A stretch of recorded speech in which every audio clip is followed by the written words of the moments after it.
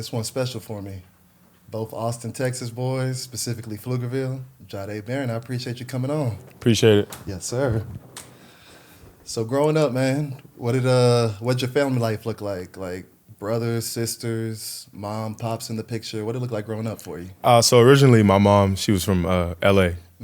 She moved down kind of after elementary and stuff like that. And me and my siblings were the first to be raised in Corpus Christi. So I was born in Corpus, Okay. and then I moved down here after elementary years and stuff like that. Okay. And I kind of been in Austin, Texas since then.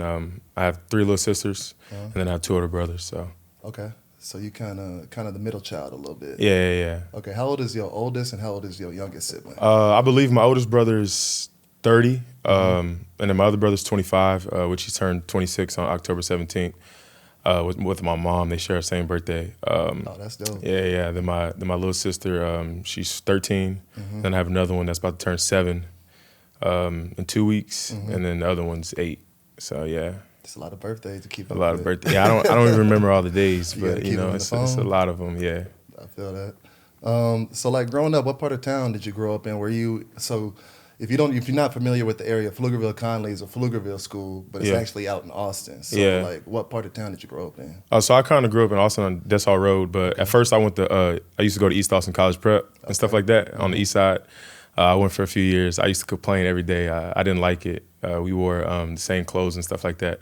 I kind of didn't like the whole uniforms college. and Yeah, all I didn't like the uniform idea. I wanted to get fly and stuff like that. So back then my mom didn't buy me shoes and stuff like that. She was like, I only need 2 pair of shoes because I'm wearing the same Yeah, outfit had you every in the day. khakis and the polo?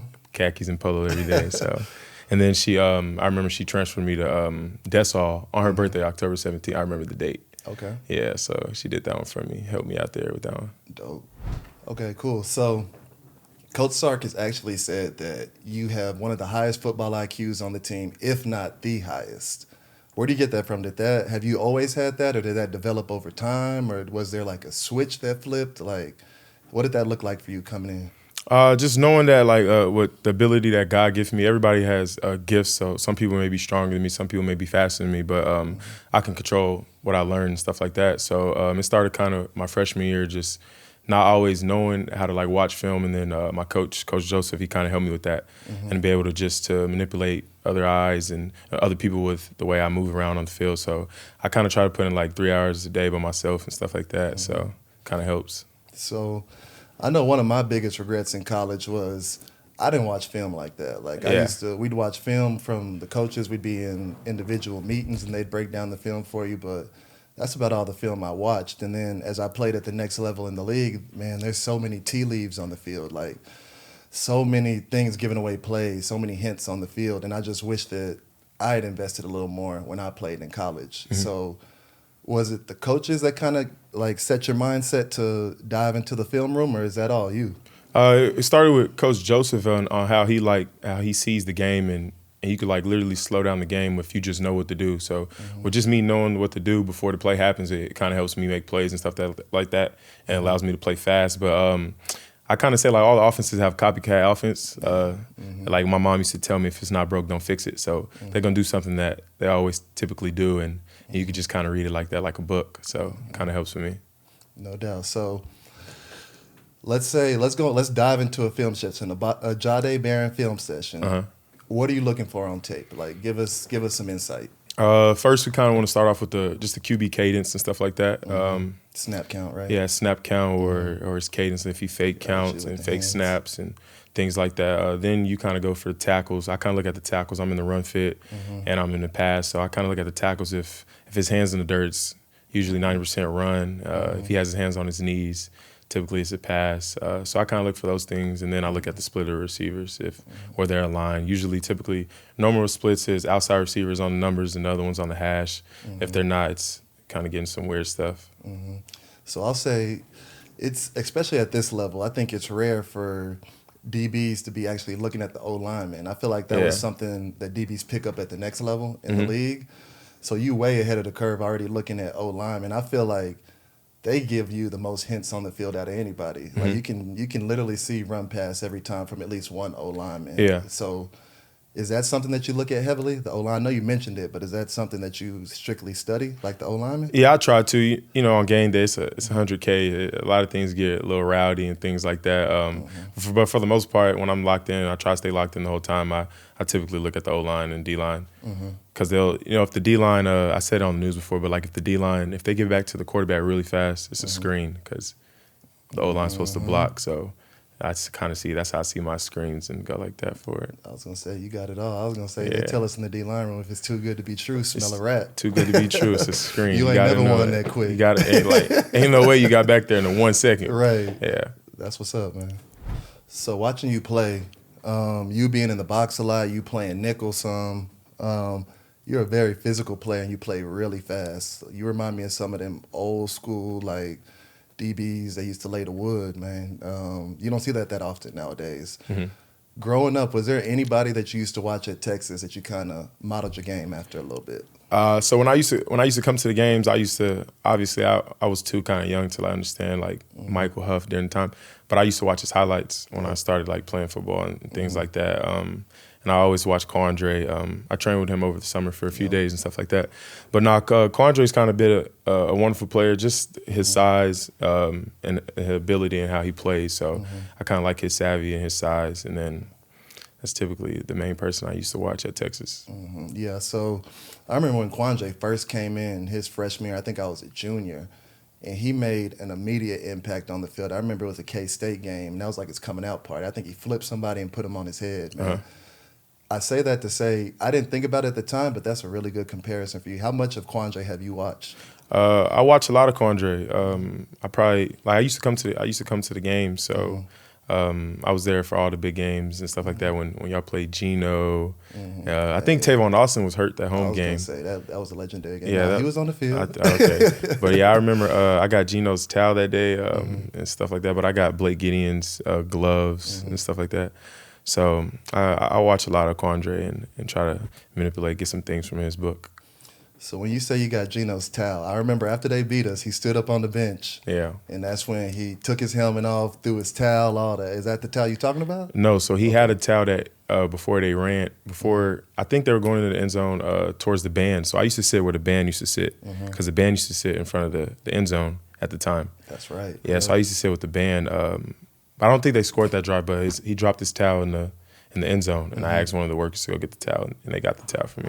Oh, that's love. Were you on a visit or? No, I used to. So my aunt, she used to work there. She used to work a part of the band, and she used to get little passes for it there. So I used to walk with I don't know where with the garage, like with the Bevo walk used to start from. So, but it used to be different. I was gonna say when I was in school, we ain't had no Bevo walk. Okay, we used to walk like all the parents and like the fans that were like had passes to work for the University of Texas. We used to walk from a garage and we would walk all the way through the end zone and be like cheerleaders, like leading the way for me. So that was a good times. And you said it was your auntie that was in the band? Yeah. And specifically, what was her role in the band? That I don't know. Okay. Yeah. She was just like affiliated with it and used to hook you up with tickets. We used to get passes. Yeah, we all used to go, me and my cousin. You've been a Longhorn for a long time. Yeah. Kind of going into recruiting, I saw that you were originally committed to TCU, then it went Baylor, I think, and then Texas.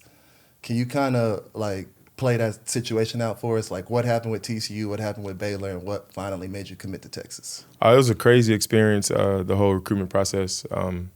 But with TCU, it was just like I felt like I rushed it, and I kind of didn't know if I wanted to do this, and it was kind of like the outside noise. But TCU, they were really good at the time, and Coach Patterson, he's a defensive coordinator, but a head coach, but he had a defensive coordinator brain, so it's kind of like a perfect fit for me at the time. And was this your junior year or was this your senior year when you were committed? So I got my first offer my junior year, so I kind of was a late person, but I got it on their junior day. My first offer was Texas Southern, but I got TCU on my junior day. Okay. Yeah. Committed immediately?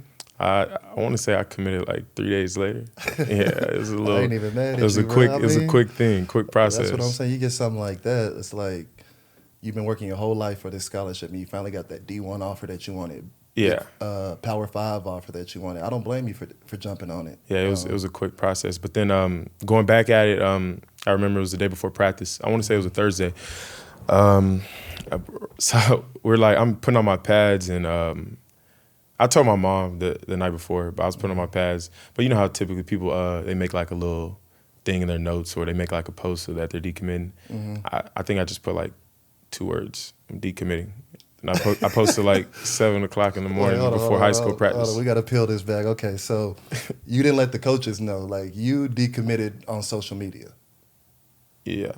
So, I'm pretty sure. If I don't remember, I think I talked to him like that night when I told my mom. But okay. Yeah, like I just hit the little button real quick. I got you. And I went out to practice. But I did it before practice, so I could just, people going to be calling me, but hey, I'm at practice, so I can't answer the phone anyways. So, Yeah, that's a good way to avoid some calls. Yeah, it was a getaway thing. It was a getaway. But after I decommitted, I got some other offers and stuff like that. Then I went to a camp at Baylor. I didn't participate in the camp, but I went. And I think probably a few days after that, I committed to Baylor. So I was. But I mean, this is good because like people that haven't gone through the recruiting process, like they don't know how it feels. And I felt the same way. Like every time I took a trip, on the way back home, I'm telling my pops, "Hey, I'm coming to this school." Like when you got them high emotions, like, and you just coming off of campus, meeting the coaches and all that, like. Every school you visit, they jump to number 1 on your list. See, the thing was, though, mine was I almost went to Okie State. Okie State? Yeah, I almost went. It was close. It was a close call. Was this after Baylor? After the decommitment from Baylor? I think this was before, I believe. Honestly, okay. So I think when TCU, then you almost committed to Okie State. Yeah, I just had a few offers, and I took a visit to Oklahoma and Oklahoma State. Yeah, Oklahoma. I took a visit there. You wildin'. Yeah, it was this, I didn't. Yeah, but I didn't have Texas and all that. This wasn't in the picture, so I was just taking visits and things like that. But I really liked Stillwater. It was kind of a boring place, but I liked the school at the time. And then that happened, and then I went up to Baylor, and I committed to Baylor because of Matt Rule and the things that he brought to Baylor at the time. So makes sense. Coach Rule's a good coach. Yeah. He had Baylor rolling too. He did. I think they went 11-1 that year. That was the year OU had Jalen Hurts, and they were beating them by like 11-1. Who Baylor have to go 11-1? I don't remember that season. Yeah, they went 11-1. Who do you remember the players on that team? Nah, I really don't. What Baylor team went 11-1? That was Matt Rule's last year over there. And I don't remember no names. That's how you know he was a good coach. Yeah. Anyways, okay, so committed to Baylor.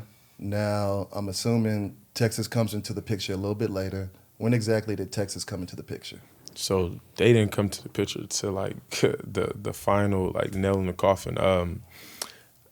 So I signed to Baylor on December 16th. I think it was the second day of signing day. And this is your senior year. Yeah, it was a senior year. Okay. So with that process, I was kind of waiting. I wasn't going to sign. That's why I didn't sign the first day. So then I get a call from Matt Rule. He's like, "You're not going to make it happen." I'm going to make it happen. So I did it the next day, the second day. So it kind of wasn't that big because I didn't do it on the first day. So I signed, and then I think a few weeks later, he leaves to go coach for the Panthers. And with that process, I was like, dang, like, but he told me, he gave me a warning, like maybe he could possibly leave at the visit to my house. So I understood. But he left, and then it kind of like put me in like this, like, do I still want to go to Baylor and stuff like that? So I waited for the head coach, and it was David Aranda. I took a OV visit over there to David Aranda and the staff, got to know his staff and stuff like that. It was nothing wrong with David Aranda and his staff. It just kind of wasn't my fit, and then like these people, they didn't recruit me, so I kind of felt like lost at the time. That connection wasn't there. Yeah. So I jumped in so I had to go in the portal. Okay, so before I'm still in high school, so I'm going in December. I'm going in the portal in high school. Wow. Okay. Yeah, so I entered the portal, and I obviously got a few more offers, but I was kind of only waiting on one. So okay, so you jumped into the portal, and you were waiting on the Texas offer. But it wasn't there. How did you know they was going? Like there was interest? Were the coaches reaching out to you, or were you just kind of rolling the dice saying? So they also got a new staff, and their staff offered me at Rutgers. So it was kind of like dang, you already. Who had a new staff? Texas. That's when Sark came in. No, this is before Sark. Herman. This is Herman's team still, but they had a new defensive staff. Got you. Okay. So this one we got David Ash and Coach Valai. Yep. Coach Velaz he's a coach right now corners coach for OU, but he brought me to Texas. Okay. He had offered me at Rutgers. Oh, okay. So when Coach Herman scrapped the defense, brought in a whole new team, he brought in some of the people from Rutgers, and they had already offered you coming to Texas. You're a local guy. Yeah. They let's scoop up Jahdae in the portal, and that's what happened. Yeah, basically what happened. It was all guys. Just had to be patient. That's love, man. Yeah, that's crazy. And did this happen in January, or was this right before signing day in February? I really don't remember. There's a lot of stuff going on. It was COVID that year. That's when COVID kind of just started and stuff like that. Yep. Yeah, so I didn't even get to go meet them in person. Everything was done on Zoom and things like that. So it was kind of a weird process. I didn't need to go visit the place, so I just needed phone calls and things. You know what we had up there. I already knew. I've been thousands of times, but it was more of a Zoom thing and a connection that we built. That's what's up, man. Over the past 2 seasons, I feel like I've noticed a complete change in the program. Like last year was kind of the initiation, the beginning where y'all were ready to take off. And this year, I feel like y'all finally put it all together. In your opinion, what has been the biggest difference between your first 2 years at Texas and now these back 2? I would say the coaching adjustment. My first year, the people that was already there on the defense, they're getting a whole new DC. So they're getting a whole new plays, and so this is new to them too. And then with another change, we had Sark come in. So I just felt like it was kind of a lot of changes going on. And then my sophomore year, the season went kind of bad. And my junior year, you can see we kind of picked it up. And then now it's just, I feel like it's home for everybody. Like nobody's getting anybody new. It's just a trust and a connection we built with the coaches on and off the field. So I think that helped. Okay. And I guess in terms of leadership from your perspective, how have you adjusted the way you carry yourself in the locker room, or knowing that younger guys are looking up to you? How have you adjusted your game and your presence within the team this past year? It kind of started off last year. I felt like to lead, you have to do something. So I had to fix my end first. I had to make sure I was handling business and I was leading by example. So now this year I'm just trying to lead with being vocal as well and also lead by example. But it's just more of a process that we took, and we have a leadership council on the team. I think it's 12 of us, I believe. And we went on a trip, a bunker trip, for a few days and kind of wrote down goals that we wanted at the beginning of the year and things that we've seen from each other. And we also did a criticism thing, good and bad. Everybody sat in a circle. All 12 people sat in a circle, and you just kind of put out things this person needs to work on and stuff like that. So it was kind of good for everybody just to be able to share those things and even to get on one another, not in a negative way all the time, but it was a positive thing too. So that kind of helped. I was going to say, something like that, especially at the college level, that take a lot of maturity. Yeah. And I know it wasn't a players-only meeting, but it's kind of something similar to that. I guess a captains-only meeting, and y'all criticizing each other. Yeah. I didn't see them things go bad. So, I'm sitting in a circle. I'm like, I was just taking it all in, though. But it was good for me, though, so. Did you have criticism for the other guys, or was it just all, you consuming the criticism? No, so everybody, each person sat in the middle, and we went around negative, and then we went back around positive. So it was everybody just got thrown at it and just had to accept it. I was gonna say that take a lot of maturity. And when you talk about the captains, are y'all talking about the captains at each position group that's on that trip, or give us an idea of what that group looked like? You don't have to give specific names, but it's captains that. Coach Sarkin, the strength coach that they picked for the team, I believe it's almost for each one for every position, I believe. But yeah, it's a few of us, and we all decided to just come together and think of things that would help the team and benefit the team in a way. And where did y'all take this trip, if you don't mind me asking? I forgot the place. It's probably hour 40 from campus. Okay. Yeah. And was it a cabin or was it a resort y'all went to? Cabin resort kind of thing. Okay. Yeah, we went zip line. Well, a few of them went zip line. I didn't participate. I don't get up. Yeah, I didn't. You don't do heights like that. Yeah, I don't do. It's not heights. I just don't trust ropes. I got you. Yeah, it was made by mankind, and we're not perfect. So I didn't get on that one. That's real? Yeah, I didn't get on that one. But we were playing basketball and things like that, and so we did a adventurous things they did in the water, a little balloon thing where where you jump on it and then like the person flies off. On the other side, yeah. I didn't do that neither, but you don't do water. Yeah, I watched though, but I don't do water. But yeah. So I kind of watched all the events as. So you don't do ropes, you don't do man-made stuff, you don't do water. Whenever you outdoors, what's your thing? I'm an insider guy. Yeah, I'm an insider guy. Just watch football. Yeah, that's real. Watch football and get smarter. That's real. With the trip, was it a 3-day like weekend trip? Was it just one day, 24 hours, or like what did it look like? So it was 2 full days. And the first day, obviously, we got there, but that's the third day. But it's kind of in a half a day. We literally ate together. Everybody, I think we had a roommate, so we had hella rooms for ourselves and stuff like that. But yeah, it was good for the most part.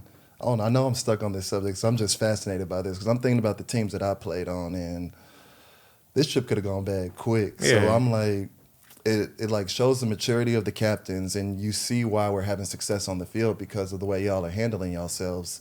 When it came to setting up the trip and like paying for it, was somebody like in the front office at Texas set up the trip and like these are the 12 captains that are going to go down there and y'all get to know each other? Or was it one of the captains on the team that's like, hey, brothers, let's go down here, let's spend some time together? Like, who initiated, I guess is what I'm asking. To be honest, I really don't know all that. But I felt like we always tried to do something with like a team thing.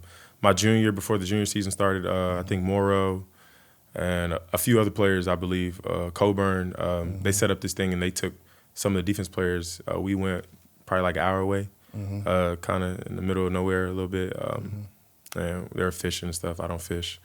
But there was food. But that one was only for a day. Because I think it was for like 8 hours and you got to leave if you wanted to and stuff like that. But I think we always tried to do something as a player and things like that. I want to try to do things like for the corner and get them food sometime. So everybody try to do things like that. And I know the O-line, they go out to eat. So I think just building a connection off the field will help you with the connection on the field because this is a person that's going to be next to you, sweating with you and running. So it all goes hand in hand. Absolutely. Okay, so off day for y'all is Sunday, right? I mean, I wouldn't say treatment's off day, but yeah, it's an off day. Technically. Like no practice, technically no film. Yeah. Okay, so quote unquote off day. Yeah, we got treatment. Okay. Outside of treatment, what does your off day look like? We got practice in the morning early, but well, you got practice. I thought you said this was the off day, but I thought you said. But I got treatment. I got treatment. Okay, you consider the treatment practice? Yeah, it's practice. That's something like that's a normal. That's like normal life. Yeah. So we always have treatment, but we go to treatment in the morning, and then we have chapel sometimes for like 30 minutes with Kevin Washington. He runs it, and then with that, I'm kind of there all day for treatment, and then I just go watch film. So I'll probably leave on the off day, probably like 5 o'clock, and then my mom stay down the street like 15 minutes. So I'll probably go stop by and see how they doing. Oh, that's dope. Yeah, that's one of the perks of being close to home. Oh yeah, I still get dinner, so I still get good cook home Mom's meals. Still cooking plates for you? Yeah. She not doing the laundry though, is she? Nah, I could do my own laundry. Just making sure. Yeah, I might need some help every now and then. Yeah. In terms of treatment, are you one of those guys that only get treatment when you hurt, or you talking about you doing treatment every Sunday? I'm assuming you doing treatment regardless, right? Whether you hurt or whether you healthy, you just taking care of your body, chipping away at it? Yeah, I got from Roshan and Jordan Whittington on how they just took care of their bodies and took care of themselves, just knowing that this football is kind of an impact game and it's going to catch up to you eventually. So you might want to just take care of it before it catches up to you all the way. So that's what I just try to do and just try to maintain and stay the course. And do you do anything outside the facility, or is everything you do within, like they got everything you need in the building? Oh, no, Texas, look, if you're watching this and you're a 5-star, 4-star, it doesn't matter what star you are, just go to UT. We have everything. They have everything. They have everything we need. I mean, I try to stretch on my own, just do little things and stuff like that. But at the University of Texas, they got everything we need. Okay, cool. So let's you don't do no cheat meals on your off days? Cheat meals? I guess mama's cooking for you. That's kind of like a quote unquote cheat meal, huh? I try to stay healthy. I eat a lot of salads, but no, I got some days I probably sneak in some hot Cheetos. You know, That's what probably you're snacking on. yeah. Hot That's like my little cheat meal. Okay. I need to stay away from them, I was but gonna say that's the worst. yeah, I know. But I have You know they I banned got in a some li- I got states. I got a little problem right now, so I'm I ain't just even mad at fighting the edge. Let's talk about pregame playlists. What are you listening to before the game? Are you listening to rap? You listening to country, R&B? What you listen classical? What you gospel? I got a weird mind on game day and how I go about it. I kind of start the process Friday night. Oh, so you start your pregame playlist the night before? Yeah, I probably listen to a few songs and kind of like just to tap in that mode, and then I get out that mode just for a little bit, and then I go to sleep. But once I'm in the morning, I probably hit like one song. I give one song probably to Kirk Franklin. Yep. And I think after that, for the rest of the day, I'm on 10. Straight bangers. Yeah, straight bangers. I listen to Mozzie. Yep. Yeah, he's from the Mozzie. West. Yeah, I listen to Mozzie. Rod Wave. Wave. I try with Rod Wave, but he's kind of like a personal person that tells his problems and emotions. So that kind of doesn't help. But I listen to like a few songs. There's a select few songs I could pick from him. And then like just to hit it, just to get in that mode, I probably play Young Boy. Okay. Yeah. So everybody got to play a little bit of Young Boy. Yeah, I played a Young Boy just to get in the mode, and I think it's up from there. I feel like if you play the game of football, you got to at least have one Young Boy song on your playlist. Yeah. I mean, shoot, San Francisco, they walking out with him every week, and shoot, they winning every game. So look, I think we need to walk out with him. Hey, didn't y'all come out with Big X? Yeah. We did. Well, we didn't come out with him, but he went to our pep rally. I think 2 days or the day before. Yeah, I think it was 2 days before. So he came to our pep rally, but we didn't walk out with him. No doubt. Okay, so let's the night before, because this is different. I've never heard anybody starting their playlist the night before. Yeah. Is that hip hop? Is that R&B? What is that looking like on Friday night? I would say R&B. Okay. Yeah, chill vibes. Yeah, it's just for a little bit, and then I can switch it to hip hop. But it's just for like a split second. I just need to tap in, just see where I'm at, and then I get out that world, and then I reconnect with it in the morning, in the AM. I like it. All right, cool. We're winding down real quick. In your opinion, how has NIL affected the landscape of college? Obviously, I'm sure you would say it's a good thing. Yeah. Kind of speak on that a little bit, and kind of how you've benefited from it a little bit. I'm for sure. It's a no-brainer. I feel like it helped everybody. I don't know anybody's situation, but I can say for me, it helped me. I'm able to take care of some people in my family and just do nice things. I took my little sister shopping today just to grab a few shoes and that's dope. Yeah, and stuff like that, because she plays volleyball at Dessall, but I kind of don't have the time to. Is that that's Dessall Middle School? Yeah. She spoke there like a couple days ago. Yeah, I don't have the time to catch a game of her volleyball. It's every Thursdays, but I'm trying to watch film, so I just wanted to do something nice for her. We had a bye week, so I took her to go get some shoes. But no, it just helped in a little way where I can just help here and there and just do things like that. But it's been a blessing. And then on some of the events, I'm able to talk to kids that's not fortunate in the life I live, and just kind of open up and just make sure that I'm grateful and not take anything for granted when I go do these events. Absolutely. And for you, when did NIL start? Was that like right after COVID, like the 2021 season? Or was it during COVID? I think they started talking about it 2021, but Yeah. I think it hit like the Last end year? of 2021, I believe. Okay, so 2 years ago then. Yeah, so I think it started like before my junior year. And did you benefit from it immediately your junior year, or was that something that you only kind of benefit from this year, your senior year? I benefited a little bit before the junior season in that aspect. Yeah. We have to ask about your NIL experience. We see it on the wrist. It's been a blessing, but you know, sometimes I forget the time, so I just look down. You know? That's real. You got good taste. I see you with the Sky Dweezy. Yeah, it's all right. It shines a little bit. Check on my wrist, my mind. You know? No doubt. Well, cool, Jahdae. I appreciate you coming on, man. I appreciate you. Thank you. Yes, sir. Hell yeah.